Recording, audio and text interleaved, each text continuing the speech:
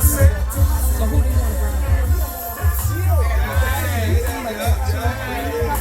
At least two couples. The couple sitting right here. And then we didn't go that far yet, right? Because we have two different couples. We have the same sex couple and then we have the double sex couple. So let's bring them up and then we'll bring them right. And then so then George can come back up with that. Welcome We're not to gonna the bring Dating nobody up Under to the end up like Influence 12. Experience. The hosts of the event are Aishah, international author and actress, groundbreaking documentaries, all the single ladies, But that's a good friend. and also Nneka Owens, relationship therapist, documentarian, and also featured in unfiltered stories of betrayal on the Own network. Sit back, relax, and buckle up for the ride.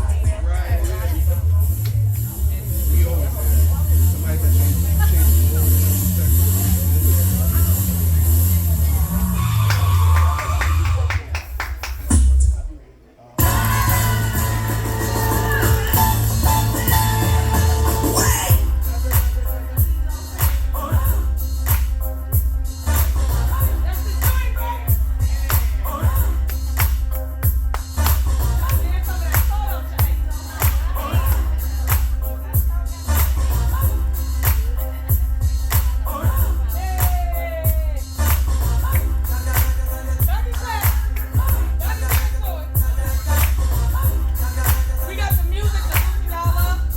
We up. We got the music to loosen y'all up. We are not seminaring it and workshopping. We are having conversations and discussions. So if y'all want to have y'all own little cocktail, y'all can do that, all right? What's going on, beautiful people? How y'all doing? Good. Loosen up, loosen up. We're going to have fun, great conversations that's going to inspire one another. We're going to share.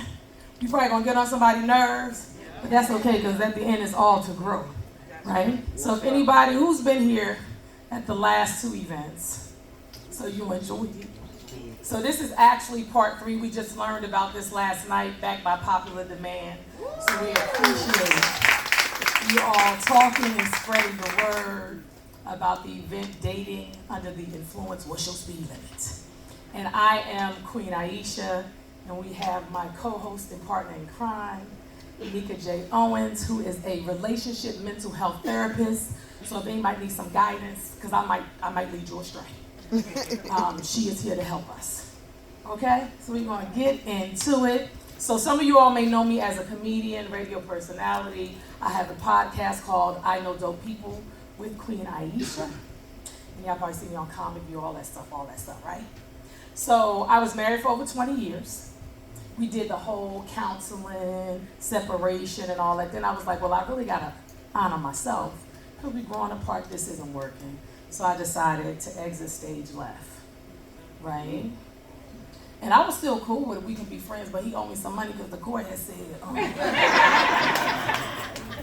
the court had awarded me some money. And he ain't like that.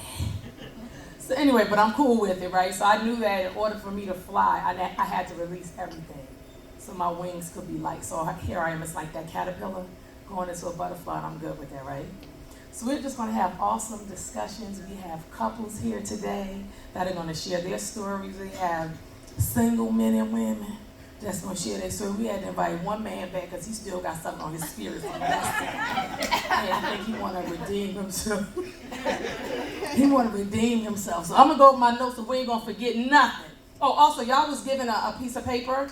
You're gonna put your name, city, and email address. What we're gonna do at the end, I have a book called Dating After Marriage Chronicles. Name, city, you can put the city and state, city and your email address. So this is a book I co-authored with a friend of mine. We were both married. It's Dating After Marriage Chronicles. You can pick it up in the bookstore. So we are going to raffle off a copy. Here's the thing. I don't have any copies with me personally. That's my personal copy. But I'm going to, whoever wins, I'm going to get your room, your stateroom number, and have it, I'll bring it to you, have it delivered to you. See, that's my word. Okay, so whoever wins, y'all got that. Everybody else, you can go to the bookstore. LaDonna, you here? LaDonna in the building? Okay, the book's right there. So we're gonna have, she's gonna give me a book to give away, so I ain't gotta bring it to you. And you can purchase books here today. Today is your last time to purchase the book. Here. Thank you. First of all, give it up for LaDonna, because she has been working. Okay. We got 18 left, so y'all go ahead and get y'all funny money together. So we're gonna have an awesome, awesome experience. Again, we are just so grateful and humbled that you all talked about this event, and we just wanted to touch people in an amazing way. So my co-host I'm gonna bring to the stage, Wendy from Urban One, she actually connected us because she saw me on Owens All the Single Ladies docu-series that aired in January. And she had worked with Nneka in the past. And she said, I think they would be a good, like, Queen, you know, the single ladies, like, well, y'all never had nothing for us. I think this would be something great. Some of y'all thought it was a dating game. I'll be playing games. Be serious about this. We're going to get this straight. We're going to fill our heart up in a great way. And we had 3 conversations by phone. The first time we met was here on Saturday. We had never physically learned in person. We did Zooms, 10 o'clock at night. Our executive producer, Katanya, she can go till 3, 4 in the morning. We was like, tired. Our voice changing. I sound like a little. So the first time we laid eyes on each other was on Saturday. So we worked this, we put a lot into it, we birthed this, we went through the whole, getting pregnated. Is that a word, pregnated, getting pregnant, delivering cramps, all that. So this is what we wanted to bring to you. So please put your hands together for Nneka J. Owens. She is a relationship and mental health therapist out of Detroit, Michigan.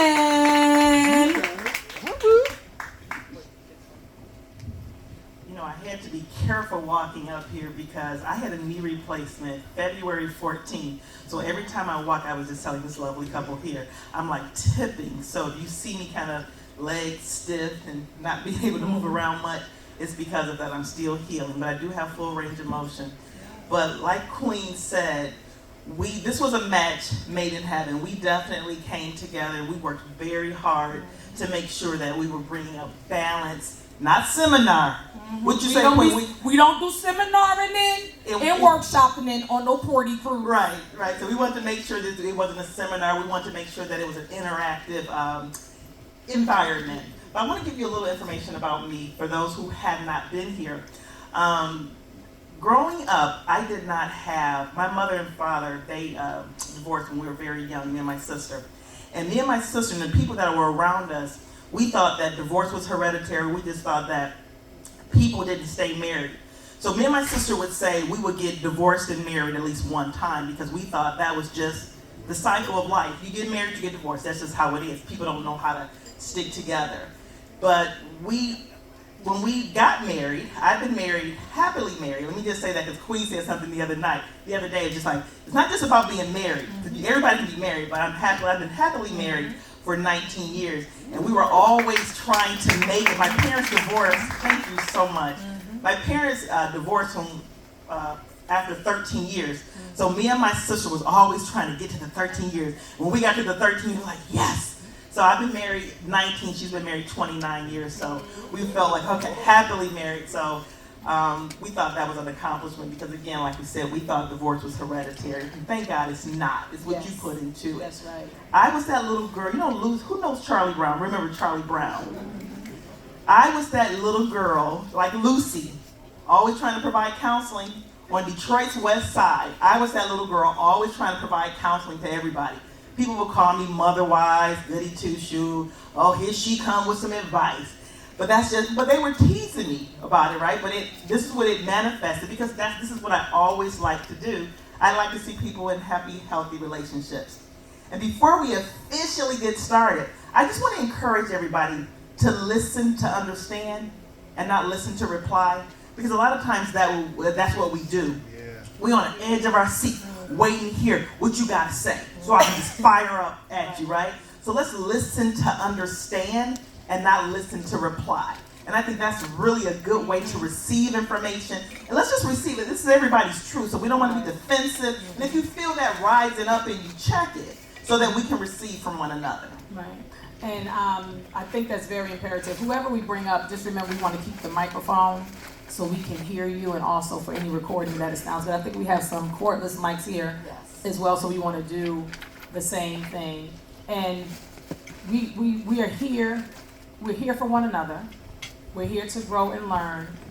Men, thank you all so much for your testosterone in the building. Because we were all really like, we need men. We want to hear from you. So ladies, when we hear from the men, let them speak their truth. And you can receive it in a mad way, or you can receive it in, okay, I respect that, but just, that's their truth, right? And we have to respect that. And men, we would like you to do the same. So if somebody, one female say, I used to be up in them streets too, don't be calling her no name, even in your spirit. You know how they be like, they can do it, but we can't.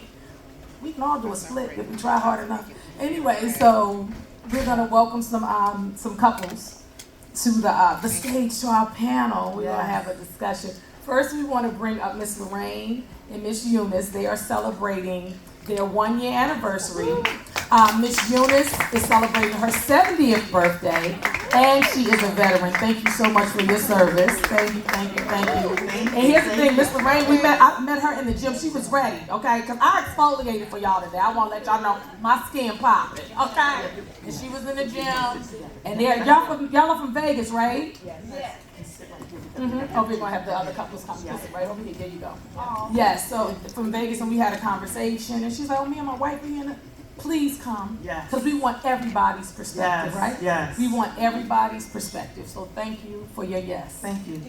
Yes. We appreciate it. And then we have Sean and Michelle from Atlanta. If y'all was double Dutch aerobics with them, they are here. And I don't know if you all were at service today. This one, I said I was gonna come to service. I was gonna try to get here one time because I'll be getting my prayer life together on my balcony. But today I got up, I bathed. I came out because I did it. Hey, shit. And she shared a testimony that was so amazing and awesome. And I think that just her testimony alone, that is something great to share. And then also your marriage and all. And they doing business together, okay? Yes. So thank you both for your yes. And Sean, I didn't even see you. You were in. She said you were in the room. No, I wasn't there. No. Right, you weren't this morning. Oh, no, I wasn't. So we glad you're here today. Because they was double dutching today, and when I was on my way to the gym, I was gonna go. I was like, I don't have the proper shoes on, and I got ankles. I was doing yoga this morning. Yeah, that's awesome. Me too. Namaste, asleep. Can I just say something real quick? Dee, she probably don't want me to say this, but Dee, this beautiful young lady right here, she was the one that came up to me and said, you know what, after the event yesterday, she says, we carried on the conversation. She said, we need more time to talk and we need to get a little deeper. Who Dee? Where Dee? Dee. Put your hand up. Dee. Look, hey Dee, thank you. Yeah, well, thank you, Dee. And when Dee applied, she was like, yes, so I actually found out, Nneka she hit us up. And then at like 2 or 3 in the morning in the Viking, Taylor said, oh, y'all event is at 3:30 to 5. I was like, okay, we ain't get no extra 30 minutes okay, we got things to talk about that's on our spirit. So we want to go deep. We want to, go as deep as we can and let it, and if you want to participate in because this is an interactive. Yes. We're not lecturing, we're not facilitating, we want this to be interactive. So if you have something to share, please, by all means, please share. Okay, so we're going to get started with Miss Lorraine and Miss Eunice. So you all have been married for 1 year. How did you all meet, and what tips do you give as far as dating? Well, we met on a dating site. Okay. Old people's dating site. Which one is that? Is that the one, the farmers.com? Which one is that? Facebook, but it's for the old people. Oh, okay. Can you put the mic to your, make sure you put the mic up to your mouth. The old people's website on Facebook. Okay. Because she's 70 now. I'm 72. I'll be 73 this year. And when we were, when I was kind of looking through Put the mic up to your the dating sites, it just wasn't for me. And I'm not the bar type. And I'm very picky. So, and I choose to be. I was in past relationships before. One for 20 years, another one for 15 years, and they, passed away and went to heaven. So it took me a while. It was like over a few years, and then I decided, okay, I may be 72, but I may be older, but I'm not dead. So I can still, there's got to be something out there, you know. So I kept flipping through the sites and I came across several people. Came across Miss Eunice and flipped her away too, and click, and I went back. And I said, well, let's go have some tea, you know. So we kind of got together like that, and it really kind of worked out for us. It worked out for us because, you know, we have 2 homes. We have a lake house, it's just my home, and then we have, our home is the big house. And we just kind of go back and forth. And that works for us, you know, it may not work for other couples, and they choose to be together, and we chose to be together this way. And it works very well for us. I like how I decorate. I like my space, she likes her space. So compromising. Yes, it really works well for us. So what drew you to her profile, though? What drew you to her profile? Excuse me? And what drew you to her profile? You're on looking, you're flipping through the website for the dating. What drew you to her profile? What drew you to Plus you went my past it and profile? came back. Yeah, because I went yeah, past when it a I few was times. looking through. Well, my range, because I didn't want anyone Too young. the age range, and then her experience, she was in the service. She's retired. I was retired. You got good benefits. Go ahead, guys. And yes, and that too, service. Yes, you know, able to go to the doctor and get things done. Keep it You know, real. when you get of age, you have different priorities and different criterias, and you know, and you just kind of went from there. Yeah. Well, my thing is, we went on the website. I didn't know anything about putting the criteria in a profile or whatever, but I didn't put one in, and they were sending me stuff. 20-year-olds, and I was like, oh, hell no. And I passed her picture a few times, but I had been in a relationship for over 30 years, and it ended, and I was hurt, and I didn't want to be bothered with anyone, so I stayed single for quite a while, and it gets lonely. It gets lonely, you know. But the one thing that I wanted to say, and I'm glad that we're in this venue with people, is that it's so nice that you invited us, because a lot of time gay couples don't get invited to events, and I'm not going to say a straight event, but love is love. That's right. You don't know who you're going to fall in love with. You know what I mean? That's right. And I didn't wake up one day and say I'm going to be gay. You know what I mean? I saw somebody and we were attracted to each other, and it went off from there. But you have to stand on your values and your morals, regardless if you're straight, gay, or you have to make up your mind. You just have to stand on your own values, and you can't allow people, because we can be some mean people. Yes. We can be so mean. Yes. And I had to learn, I'm not going to stop being gay because you don't like it. Because you're not going to stop being a hoe because I don't like it. Yeah. You know what I mean? We don't know about each other on the inside. When you see someone, it's your inside reflects your outside. Or shall I put it this, your outside reflects your inside. So if you ugly on the inside, you can be fine as hell on the outside. You ugly on the outside.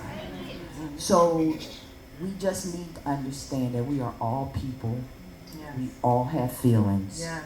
We don't know who it is that's gonna flip that little something in your stomach. You know what I mean? But when you do and you get it, just hold on to it. Hold on to it. You don't have to compromise yourself, but just hold on to it and just love with all your heart. That's to me, that's the most important thing. Can I say this? I think there's a hyper focus to sexuality in same-sex relationships, and there's so much more to an individual than their sexuality. We put so much focus. If we would just open people up and have a conversation, why are we so hyper-focused on sexuality? There's so much more to you than your sexuality. There's so much more to you, than your color of your skin. There's so much more. And I agree, love is love. How can we say, I want us to make sure we have a balanced conversation. We're not going to spend the entire conversation on this. But I think it is important because you have feelings and how people can treat people when you're not hurting anybody. You're just loving one another. Right? So it's almost like you say, I think one of the things, because I have a gay family member, and what they say is like, I didn't ask to be this. They said, this probably is the hardest life that you can live. I didn't ask to be this. I didn't wake up and say, oh, I want to be gay today. No one wakes up and say that. Just like I didn't wake up and say, I want to be heterosexual. It's just who I am. I'm a heterosexual woman. Same thing. So thank you for your bravery. I do appreciate everybody on the boat. Jesus, I never thought I'm from the streets, even though I live in Vegas. I'm from the ghettos of North Philadelphia. I never thought that. No, I said I went to Temple. Yes. I never thought that I felt so much love on this boat. That's awesome. As you should. Oh my God. I mean, people looked at me. They didn't look at me holding her hand. They looked at me. And people are still saying happy birthday. You know. Hi, Eunice. I'm like, how do you remember my name? You know. So just love one another, man. We don't get a chance to come back and do this over. We don't get a chance. I can't say, Lord, I forgot something down there. I say, go sit your butt down. Let's love. So let's just love each other while we're here. You know what I mean? And thank you so much for the invite. I appreciate it. Thank you so much. Thank you. So much. And hoorah to all the Marines out All right. Thank you again for your service. So Michelle and Sean, thank you all for coming in for your yes. Thank you very much. Thank you, and they are, as I said, the Double Dutch couple that got us doing the Double Dutch aerobics. Yes. They are out of Atlanta. They have a studio in East Point, Atlanta. And Michelle, we can start with you sharing your story, the testimony you shared, and then y'all can share how y'all met and all that stuff. And they got 10,000 kids now. Go ahead. Just free Jesus. All right. So my infertility story. So I suffered from infertility for a couple of years. I had miscarriages. It was bad. My period used to be gangster. Okay. I had fibroids, and that's what was stopping me from getting pregnant. So during that time, I started a Thank You God journal, and I would thank God every day for a healthy pregnancy. And so I went to see what I could do about the infertility. They told me I would have to get an abdominal myomectomy to have children. And y'all see I'm an entrepreneur. Double Dutch Aerobics is our full-time business. And so when they told me the price, I didn't like it, right? Not only that, it wasn't guaranteed that I would be able to have children. So I was like, I'm gonna pay this money and not be able to have children now. I didn't like the non-guarantee, so I went to YouTube school. I saw about water fasting, veganism. Somebody did a juice cleanse to heal their fibroids, and so I went that route. And so I did 2 30-day juice cleanses. I only ate vegan in between that time, and I'm vegan at home. I cheat when I travel, so don't judge my plate. Anyway, I did a 17-day water fast, and during the water fast, I had a fibroid fall out in the toilet. And so I was able to change my options, and then I had 3 children in 4 years, and I did not get an abdominal myomectomy after 3 doctors and a fertility specialist told me that I would have to be able to have children. So, you know, they say when you take 1 step, God takes 2, and that's very literal, because I thought we were fighting to have 1 baby, and then boo-boo, we have 3 kids in 4 years, and so that's, yeah. So if y'all see us with energy, it's because we got 3 kids at home and they ain't here, you know what I'm saying? So we like, and our youngest is 1, we have a 1, 4, and 6. Awesome. So all those that needed to hear that, that's for you. If you need to hear that, that's for you. Yes. Maverick, Phoenix, and Sean. Yes. I just had to tell. Yes. We call him Money Man. All right, so the way we met. So I grew up making movies. from New York. My best friend and I, we made films, used to produce shows. And we started when I was like 17, 18. We would do like these little movies, 1 hour shorts. So years later, we did a feature film. And at the time I was working for the Board of Ed. And actually my best friend and I, we worked for the Board of Ed. And we quit our jobs. At the time I had a mortgage. I had a car note, insurance. We were like, we going for it because this is what we want to do. So we went out in the streets. We were selling our movies in the streets. We were killing them in the streets, right? So then a friend of mine was like, you know, Sean, you should come to this open mic and like sell your movie. And I was like, bet, I'm there, anywhere. So my best friend and I, we both had the same shirt on. It had the title of our movie on it, which ironically it was called This Thing Called Love, right? It was a romantic comedy. So I'm gonna give Michelle. This is how we do it. Because she has to tell the other half of it. Okay, so we get to the club. Yes. I bring the movies to the club, and there enters Michelle. Yes. So I see these two grown people with the matching shirts on, right? So I'm like, what are these shirts saying? Why are they wearing matching shirts? So it says This Thing Called Love. So I asked him to come over. He told me he was selling a movie, and I was at work. I was bartending. And I said, well, I'm not spending money while I'm working because that's kind of productive. So he said, okay, that's fine. I'll give you the movie as long as you promise to give me your review. Now, by the way, so we would do that all the time. I want you to think you're special. No, I'm joking. I'm joking. No, but seriously, we would do that because some people really didn't have the money at the time. And it was just really important for us, for people to see what we were doing, right? So in the video, she'll tell you. So I watched the movie, and at the time I was in acting school as well. So I watched the movie, I thought it was amazing, and they made it with $300. I was like, this is a really good movie. And in Brooklyn, they sell like bootleg movies on the street, so you see a lot of bad ones. I thought this one was really good. So I called him to give him my review, because on the movie it says, like, call us if you like it. So I called him, and we literally been talking every day since. Like literally. We actually went out that same day. We went to a concert. We went to hang out. That same day. But it was honestly nothing. Like we would just, you know, when it's easy, that's just what it was. It was just so easy to talk to Michelle. Like, and just the way we got together, I'll be 1 minute. The way we got together was we were hanging out, and I had all these boundaries. I had been violated before. A lot of my guy friends had tried to hit on me. It was just too much. And so I really liked him because he respected my boundaries. So he didn't ask me for hugs when we hang out. I was a bartender. Like, hugs meant they was trying to do something. You know what I mean? And so we would hang out, and he wouldn't just force himself on me. And it felt so good just to like, oh, he's nice. To the point where I started spending the night at his house. He wasn't doing nothing. I was like, this is my best friend.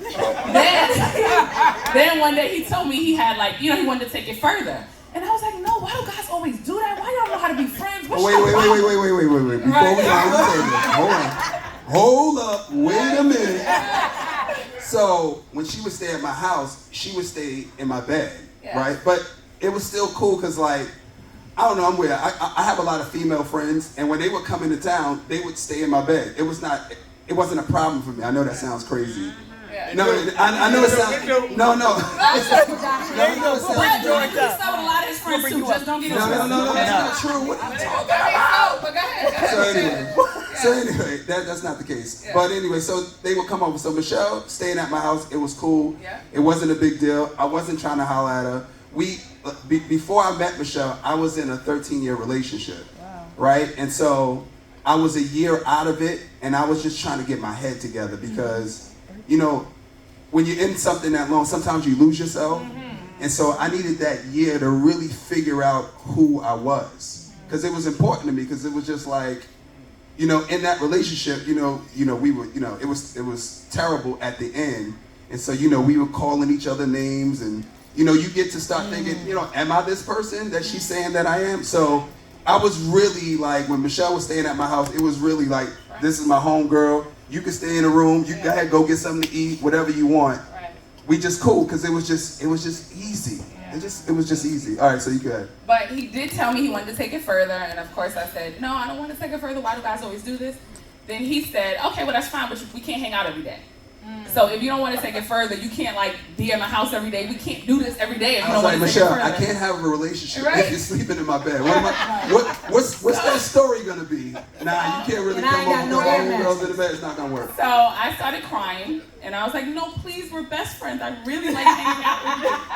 And so he was like, he said, okay. Tears, the waterworks, He's like, right, the tears always, you know. Yeah. So he let me, you know, he was like, okay. Like, you're crying, we could be best friends. Oh my God. And then, long story short, he ended up getting locked up one night. I couldn't find him. And I said, God, if you know, bring him back to me. Suspended license. Suspended license. Hold on. Yeah. Let's be very clear. Let's be very clear. Just one He night. went to jail for like. Right.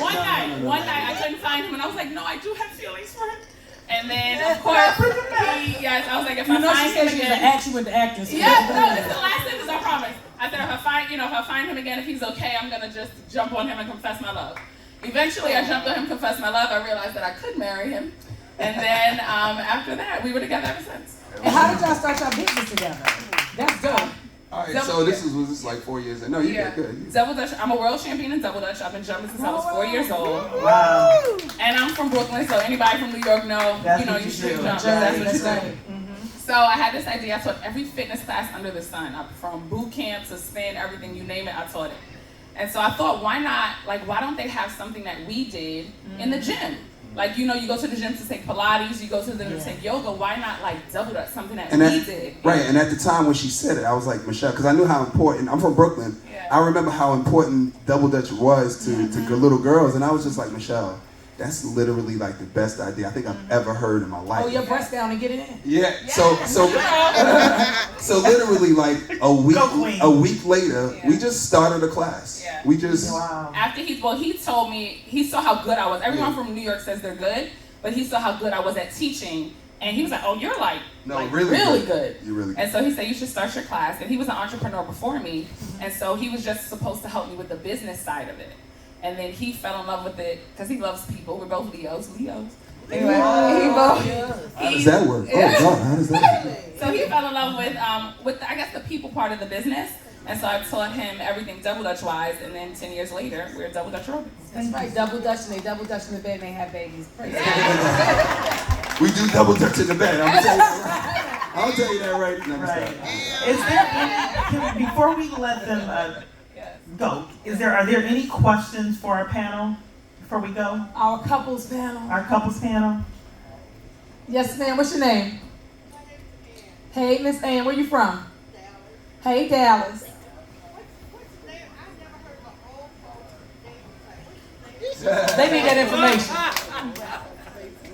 I think that's what I'm calling it, because when I put my criteria, my profile in, it was like I had to do it for certain ages, because they'll send you anything. When you put your profile in, you're asking specifically for 1, 2, and like I put in 65. I think it was 65 to 72, something like that. And then they start sending me all the old people. What platform is it? She wants to know what platform. It's Facebook. Oh, it's Facebook. Okay. It's on Facebook. It's Facebook dating.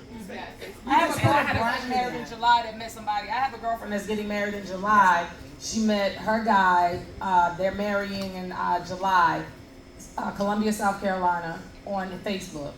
Yeah. In the dating app, whatever they have it in. Right. Yeah. Now, as I lead up, I'm so ahead. Put your criteria, put your profile in, because they'll When you put your bracket in, where you wanted to be. Sending you your nieces and nephews. Ain't nobody got time for that. Yeah. So as we leave, I have a question for you guys, if I can ask. My question is, so, we make 10 years married August 11th. And for people who got divorced before, I guess this is my question for people who got divorced. I know what you're going to ask. I was going to ask. Is that, did you, so now we have some friends that have gotten divorced, and usually we find that they say they shouldn't have got married anyway.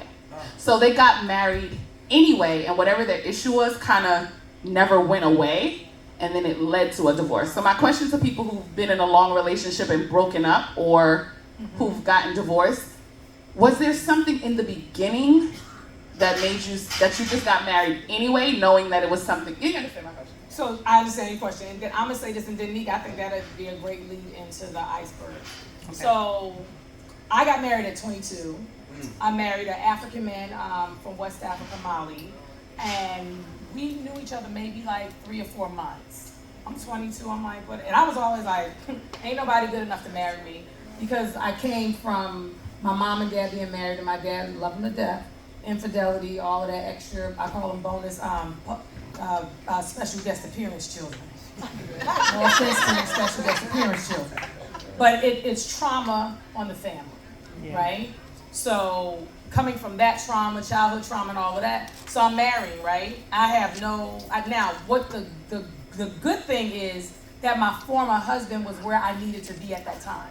So the marriage actually served its purpose. Right. So the peeling away of the onion, the healing, so a lot of that was coming up for me, but I didn't know it was coming up. You see what I'm saying? So different things. So it pushed me, it protected me, it shielded me for what I needed at that time, right? Now, and my former husband, he's a sweet guy. You know what I'm saying? He like want to take care of everybody, all that. He figured, she in the house, I'll take care of this, she good. But we needed more than that. We needed to really build community instead of letting all the community come into. If you got any Africans in the house, y'all know how to do. Oh, don't come over, please. We're gonna take care of you. We have something to eat. All that. But we have to make sure we nurturing each other.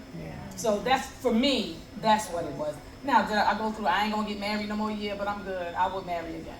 Because I know they're going to have a prize like a motherfucker, because I'm better than I've ever been in life.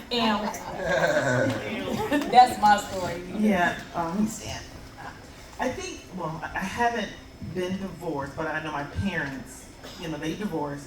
And when I look at other couples when they enter into relationships, a lot of times you see the red flags, but you're hoping and praying that it'll change. I think for some, I'm not going to say all, but for some women getting married, I think it's a function of, if not him, then who? If not her, then who? So then you settle thinking that things are going to change and we'll have kids and we'll get a big house, we'll make all this money. And I think sometimes people, they just have this hope that things will change because the priority is getting married, not staying married. It's just let me just get married.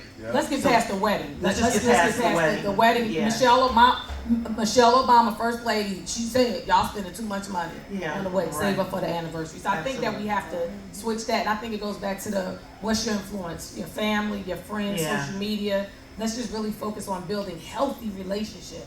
Start it the way you want it to end. But understand also that we talk about, the Queen had talked about the 90-10 rule that I often talk about. When you look at think about the iceberg. Can you guys visualize the iceberg? 90% of what we go through in life is about our past, and only 10% is about the present. So let's say you have a couple that's experiencing infidelity. The infidelity is not the problem. The infidelity is symptomatic of something bigger. So if you look at the bottom of the iceberg, that's the problem. That's what we need to treat. And so often we want to just focus right on the infidelity. When I get couples in my counseling office, tell him he shouldn't cheat, or tell him this, I want you to really go in. And really going in on a symptom is not treating the problem, because we don't know what the problem is. The problem could have been, guess what? Uncles and fathers, say you need to always have one on the side, So you have those type of messages that are embedded in your head, and that's how you move in your relationship, and not knowing that that's not normal. Right. Well, it's probably normal for them, but it's not healthy. Right. You can create a new normal. But I want to thank you guys for so much. For coming and sharing. Eunice, Lorraine, Michelle, Sean, thank you. Y'all keep double dutching, and happy anniversary. Yeah. Thank you. So we're going to turn it up a little more. We're going to turn up the heat. Yes. Queen, right? Yes, we turned it up. So we're going to call... thank you so much, ladies. George W. has something on his spirit from yesterday. My brother Shed G. Don't do it, coming through. So we got 3 men, which is good. We got 3 men, right? Yeah, there was another gentleman, D, you is he said, still who wrote a here? book. Shed, you coming? You scared? No, ma'am. I'll come. Who's the gentleman that wrote the book? Yes. Okay. You coming? You're going to be outnumbered, D. Okay. No, we got you, D. We got you, D. We got you, D. We just want y'all to hold y'all mic so we can hear y'all. I'm okay with passing my mic if we need to. Yeah, same here. And y'all can introduce yourself, say where you're from. And we're respecting everybody's truth, right? Yes, so just maybe different from yours, so we respecting everybody's truth. I'm feeling judged already. It's nothing but love, Joyner. I know it's love. That's why we invited you back. It's still being judged love. Judge love. Judge love. How y'all doing First of all, George, we had dinner with somebody yesterday that experienced you. We already said when she said not sexually though. Make sure it's clear. Well, it wasn't sexually. But from what she had said, what had happened was you was trying to take it. I said, you must be talking about George though. George, Cause don't. you like short women? Listen. First of all, how y'all doing, ladies? How y'all doing? This is getting too far. How y'all doing? Y'all get up yourselves. Come come out here today and talk to us because y'all ain't gonna attack me. Okay, this thing. We ain't gonna attack We you, ain't gonna George. attack you. What's your name, baby? Talk to me. Baby. Go ahead and talk. You know, every lady don't like that too. Baby. Ma'am. That's her name, George. Ma'am. Hello, everybody. My name is Dee. I am from Atlanta, Georgia. That means she's single. Are you single? She's in Atlanta, but you all expect. I am single. I am divorced, a mother of 2 adults, and a grandmother. Awesome. That's awesome. So what's your dating story? What touched you on yesterday that you said to Nick you really wanted and y'all continued the conversation?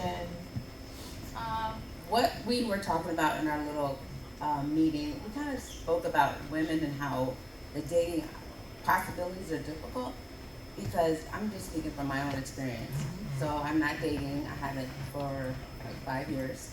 And it's because I feel like there's not a lot of prospects for a person like myself because I feel that there's women out there that don't have standards.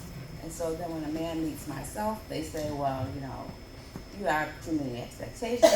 I'm not going to do this. I'm not going to do that because Sally over there will do this or Joan will do that. So therefore, they choose Joan or Sally, and I'm left alone because they don't want to meet my standards, which are general basic standards. There's nothing unreasonable. It's just that there's women that, from my standpoint, their self-esteem is low. So therefore, that's where the men go. Anyone wants to I do. chime in on that? George? Oh, you do?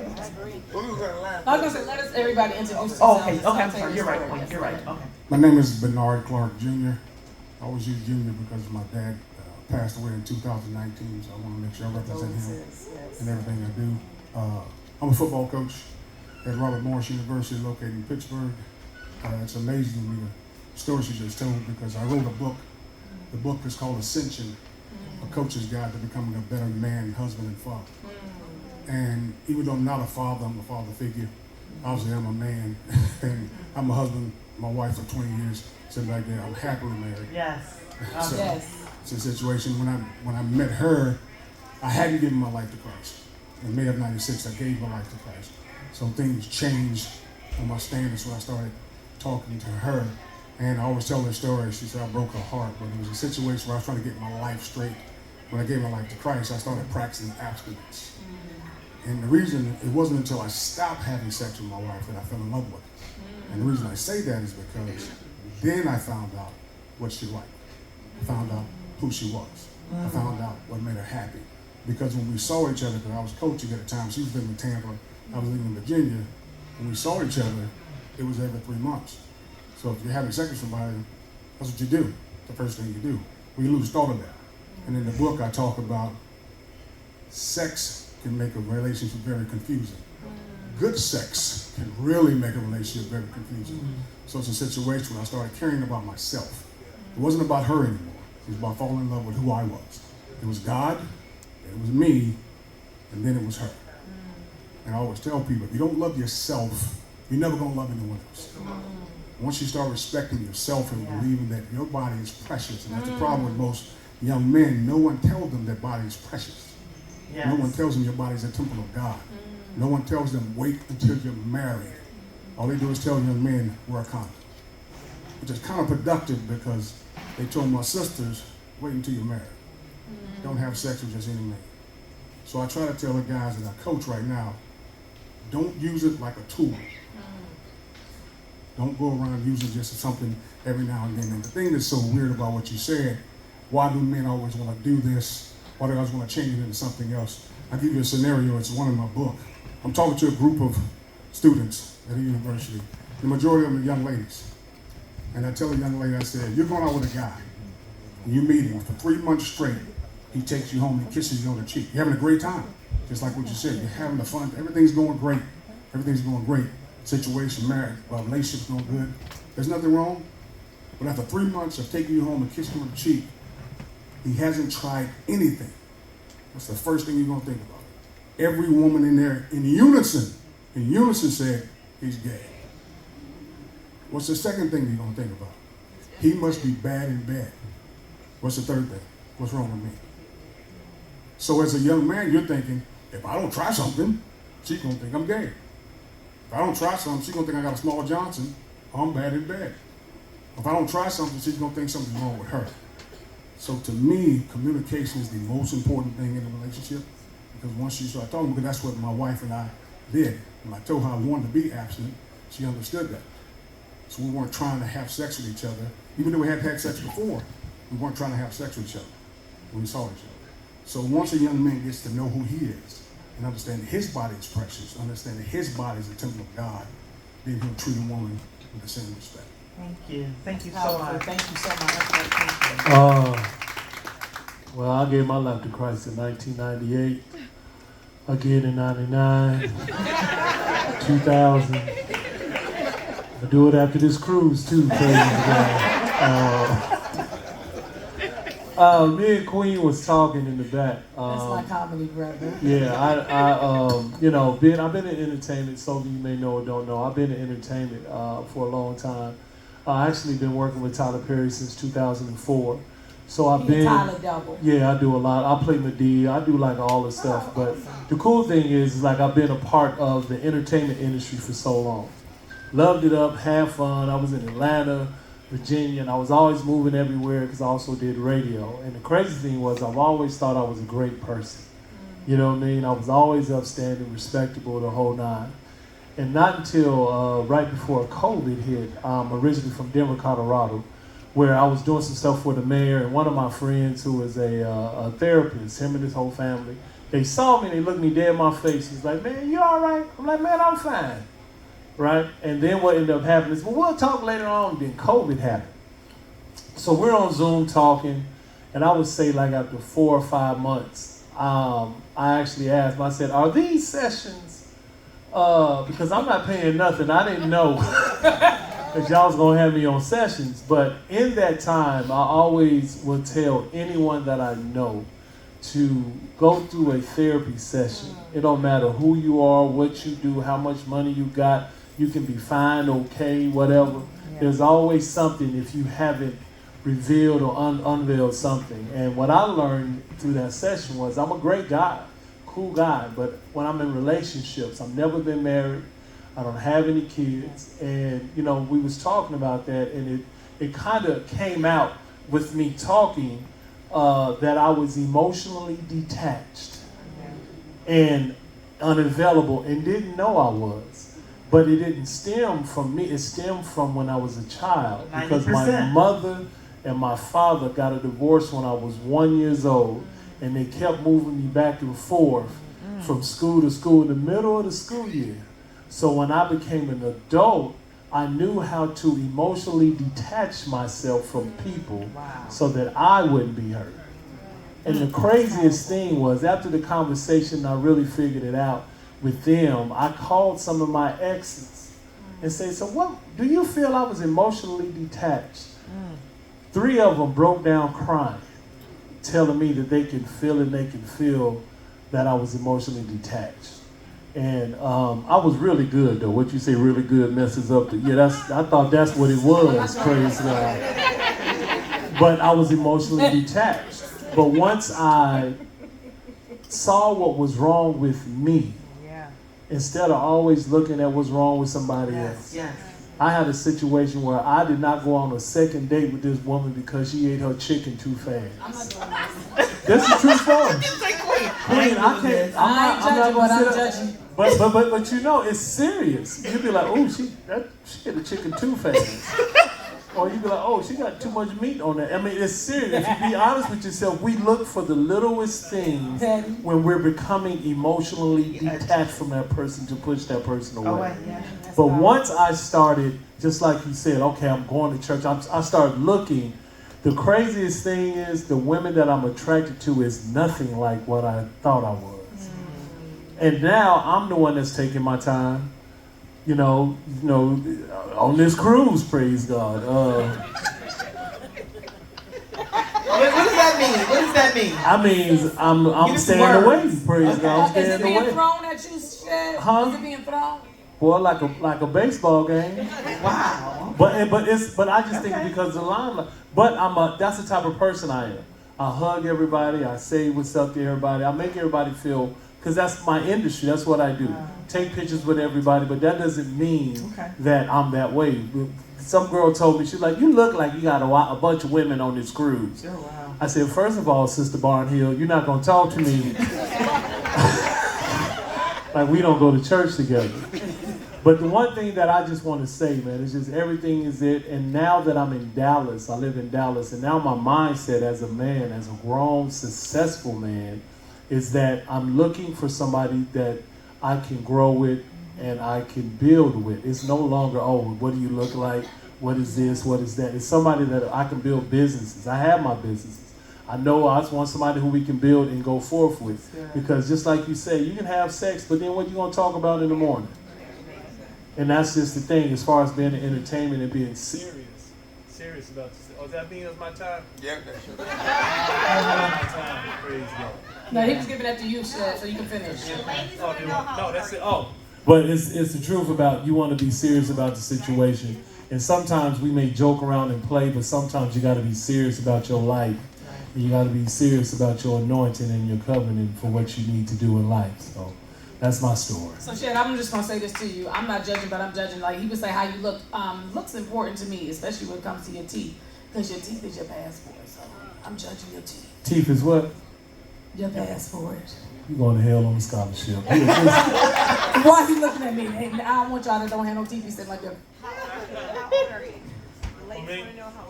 I'm 40ish and sexy. Praise God.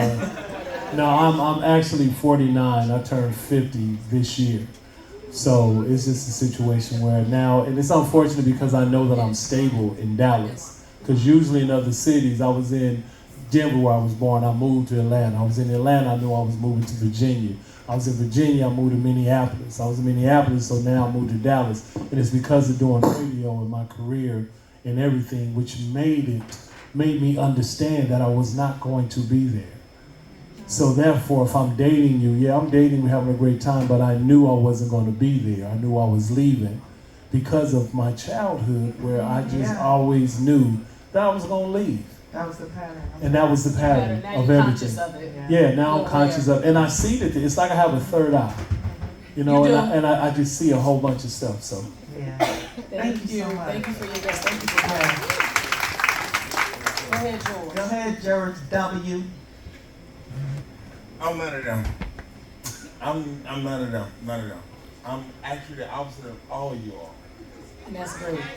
And you hear me now? Check. All right. I'm okay with who I am, first of all. Okay. I'm happy. I'm not trying to give my life to Christ. I'm not trying to. Today. I just said today. Oh, I'm not trying to fix who I am, because at the moment I'm happy with who I am. But I know that I've made a lot of mistakes in my life. I know I've made a lot of bad decisions in my life. But I know that when I find the right person that lets me feel what I want to feel, I will settle down. That's not a problem, settling down. And I was speaking to her, and me and her had a lot in common because she was a male version of me till she met him. And she's okay with me admitting it because she told him who she was and he accepted her for who she was. And a lot of times, a lot of people don't know how to accept me for my past instead of who I am today. You know, like a lot of y'all claim to be, you know, looking for the right person. You want to be this, you want to wait for that. But today is today. Like tonight is might as well night. And I'm sure a lot of y'all got options for might as well night. Okay, hold on. Hold on. This your first cruise? No. Okay. All right. Well, tonight is pajama night, lingerie night, whatever you want to call it, / might as well night, which means that if you be on the boat messing with someone that you enjoy the cruise, male, female, male, female, whatever, tonight is the night you go ahead and might as well. So when your roommate get missing, don't go looking for him. And the thing about it though is that it's not just the young people on here that's celebrating that night. A lot of you older women will be might as well. Some of us lost like shit. We like, where? No. They know what I'm talking about. How many of y'all doing inclusive before? How many of y'all doing here before? How many of y'all doing here before? So y'all know what might as well not is, okay? Now, whether you participate or not, that ain't my business. So I can get on. I'll fall here. Listen, whether you participate or not, that's not my business. But the point still remains, you all know what I'm talking about. So you know when your roommate get missing about 9, 10 o'clock and show up later on in the bed asleep, you're like, where you been, girl? You know she was Milo Welling, all right? But anyway, so they brought me up here today because we felt like I didn't get into the details of who I am, okay? Steve Brown made a conversation that says I'm a hoe. I'm okay with that title because a hoe ain't always a physical act. That's nothing about sex or intimacy. We get cheating and we get intimacy mixed up with sex. A lot of times it's mental when you detach. Like you say, you detached. He's detached, but he still fucking. You was. You was. You was. In a relationship. No. You're not going to tell me that you were detached physically. In a relationship, bro. You make it up stuff. I was in a relationship. No. I'm trying to, how you gonna tell me what I was? Give me the microphone, please. Yeah, give me the mic. So you gonna tell me what I was? I was in a relationship. Let's talk one at a time, though. Okay, so you telling me, okay, your relationship, it lasted what, 2 days, 3 days? No, we was like 8, 9 months. Okay, so for 8, 9 months, you were detached. Emotionally. Yeah. But physically, you were getting it in. With one person. Okay, now, ladies, how many of y'all can have intercourse for 8 months and not be emotionally some kind of way? But that's a woman because that's we're the woman. Right. That's what me. the gentleman said. Right. We're receivers. That's the biggest problem. I mean, that's the biggest problem. Right. People. Let's talk People about think that women and men can emotionally detach from each other. That's the problem with most men. It's exactly what you're saying. They think they gotta have sex. They gotta bone the girl. They gotta get after. They gotta get after. When are you gonna treat yourself? The sex is No, listen to me. When are you gonna understand the preciousness of your body? And you're cool with it. Like you said, I used to sling Johnson with the best of them. So I know exactly what you're talking about. That has nothing to do with it. What they're talking about women don't want sex. That's what people fail to understand. They don't want sex? No, listen to me. Women want this. Hold on, man. We're not talking to you, man. Don't do that. Women. Here's a situation. Women want intimacy. That's the problem with most men. Women, stop for a second. Most women don't have orgasms through penetration. Boom. But most men don't know that. I just said women. When I say penetration, I'm talking about. Most women. No, listen to me. Most women have sex will have orgasms from foreplay. Mm-hmm. Not you inserting your penis in them. That's right. So that's what, but a lot of men don't know that because you haven't because with you haven't had to communicate with that young lady to begin with, and most men that you hang out with are just like you. Mm-hmm. They say, oh man, hit it, she'll be good, she'll come. No, bro, women want intimacy and affection and security. And that's what I'm saying. Okay, Wait, but now you still can do that and still be emotionally detached. Exactly. That's what I'm saying. That's what I want. I think he just missed what I said. I'm not saying that physical is always the answer to my hoishness or whatever y'all want to call it. I got what you said in the beginning. You're not always having sex. I'm not always sexually entering someone's body. I mentally communicate with the women I deal with. I don't just go around just, doing. I'm 47. I don't work that good that much. If you eat right, I got to make appointments like, later on we got, but it's not just jumping like that. So I like my feet rubbed. I like to rub your feet. I like the massage. I mean, it's not always a physical act. But being a hoe or doing hoish activities is when you're dealing with multiple people at one time. We got a seat for you. Tony is disturbed. No, I want to bring my friend. Please. So I think let me just say what he did. What I think, because just to be clear, okay. I think something I said to him was, before my husband, I was unfaithful to everyone I dealt with. The only person I've ever been faithful to was him, right? But I think that there is unfaithful person in everyone with the wrong person, and I think there's a faithful person in everyone for the right person. So I'm not faithful. I'm faithful because I like him, because I want to be with him. And I don't want him to be faithful to me. I know it may sound messed up, through obligation. I want him to be faithful to me because he wants me. And so I wasn't faithful because I didn't care and I didn't want them. So I'm faithful now because he's the person for me. And so That's right. He fills that space. And that's the point I'm trying to make. That's what I'm He saying. fills you up. He fills you up. He fills you up. George, I don't know if y'all, George, you That's what you I'm didn't saying. say that at all. That's what I was trying to say. Tony the Stern. Maybe you were thinking that in your mind, but you didn't. But before we do that, Queen, I want George to finish. I really want him to finish. No, go ahead, Tony. I can get that way. You finished? Okay. Yeah, I'm not finished, but I can pick I know, up. okay. Go ahead. I get what she was saying clearly. That was a clear, very good explanation of where you were at the time. George, you ain't said none of that. However, I thought it. Men and women communicate it's on differently. my heart. And the disturbing thing to me is that even in her doing what she was doing, she was moving in purpose. She wasn't moving by accident. So, and she just wasn't looking for somebody to sleep with. Right. There were people who came along that she slept with that she didn't necessarily care about, and she kept it moving. Right. However, men are hunters. So that means that you probably, I'm saying you are, looking for women on purpose to sleep with. Now, That's powerful. hold on now. And because you're looking for women on purpose to sleep with, you're hunting them and you're conquering them, then you're leaving a different kind of spirit. There you go. You're leaving a different kind of spirit. But here's my question to you. What is your purpose?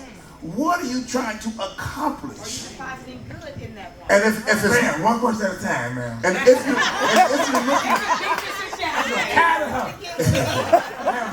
and if you're testing them out just to see if they're the one, how are you going about doing that without messing that woman up? Let me ask you a question, Tony. I want to ask Tony. I just want to ask you a question, Tony.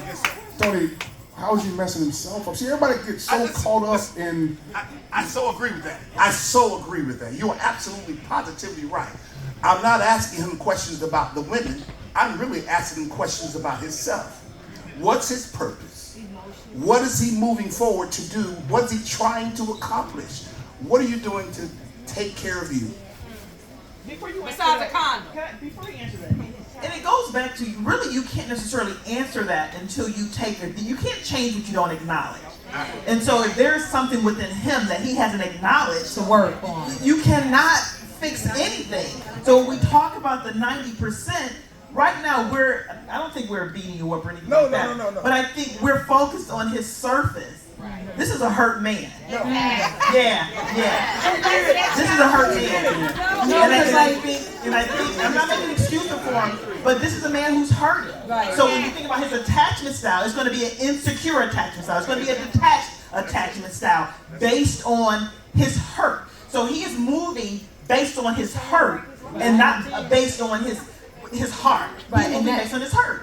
And that goes back to how Shed said he did his work, he went back, he did his work, he figured things out. And it was kind of like on accident, but during the pandemic, but he had a community of people that supported him, right?